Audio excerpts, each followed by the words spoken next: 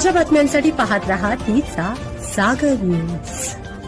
नमस्कार, तिचा जागर न्यूजमध्ये आपलं स्वागत।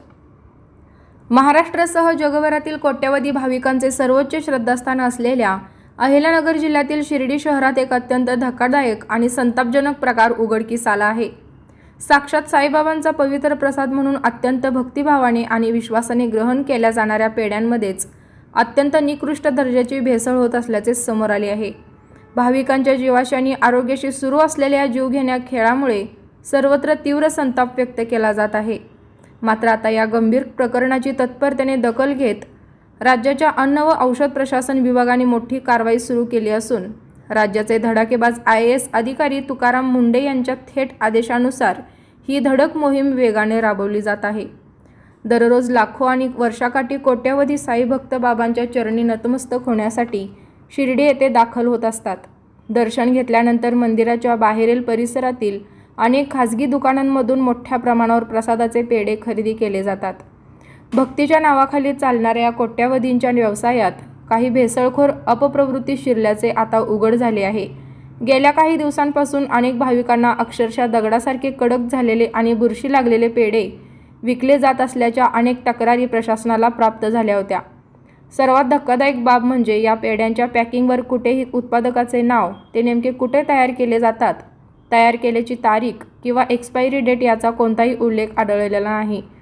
श्रद्धेच्या आडून भाविकांच्या आरोग्याशी सुरू असलेला हा खेळ स्थानिक नगरपालिकेसह प्रशासनाच्या अक्षम्य दुर्लक्षामुळे आजवर बिनदिक्कतपणे सुरू होता।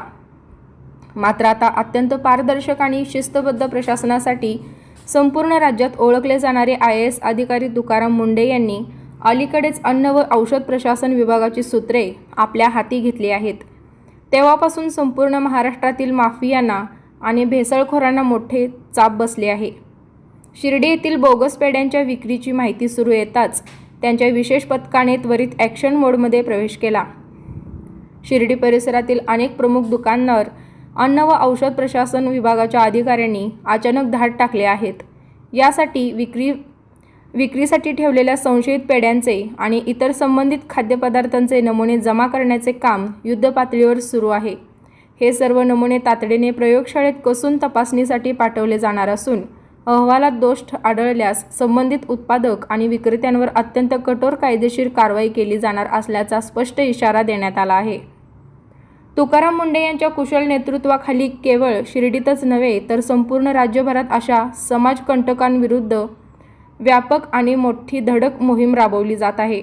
निष्पाप नागरिकांच्या आरोग्याशी खेळणाऱ्या प्रवृत्तींना मुळासकट उकडून फेकण्यासाठी प्रशासनाने कंबर कसली आहे।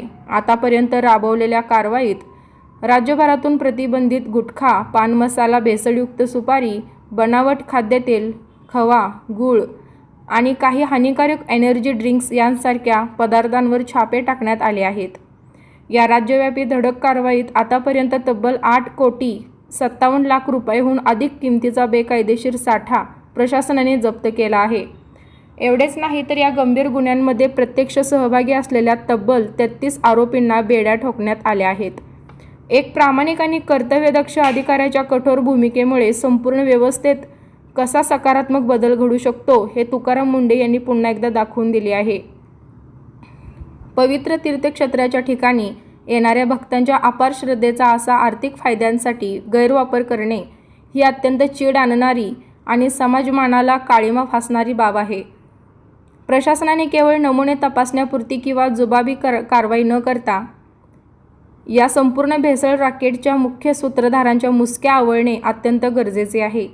तर भविष्यात कोणत्याही निष्पाप भाविकांच्या आरोग्याशी आणि श्रद्धेशी खेळण्याची कोणाचीही हिंमत होणार नाही।